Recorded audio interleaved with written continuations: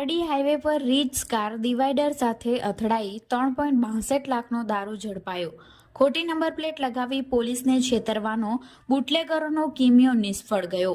Car મૂકી ચાલક ઝાડીઓમાં ફરાર। વલસાડ જિલ્લા એલસીબીની ટીમે પારડી નેશનલ હાઈવે નંબર 48 પર ખડકી ગામ પાસે સ્વાગત હોટલ સામે પેટ્રોલિંગ દરમિયાન એક શંકાસ્પદ સફેદ રંગની Maruti Suzuki Ritz car number GJ15CD1607 અટકાવવાનો પ્રયાસ કર્યો હતો।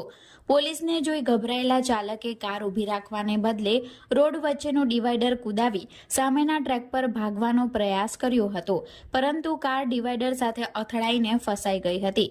તકનો લાભ લઈ ચાલક કાર મૂકી નજીકની ઝાડીઓમાં નાસી છૂટ્યો હતો। પોલીસે તપાસ કરતા કારની અંદરથી ભારતીય બનાવટના વિદેશી દારૂ અને બિયરની કુલ 1368 બોટલ, જેની કિંમત 3,62,448 મળી આવી હતી। વધુમાં બુટલેગરે પોલીસને ગેરમાર્ગે દોરવા માટે કાર પર નકલી નંબર પ્લેટ લગાવી હોવાનું પણ બહાર આવ્યું છે। પોલીસે તપાસ કરતા કારનો અસલી નંબર GJ05JA3516 હોવાનું જણાઈ આવ્યું હતું। પોલીસે દારૂ અને કારની કિંમત મળી કુલ 8,62,448 રૂપિયાનો મુદ્દામાલ જપ્ત કર્યો છે।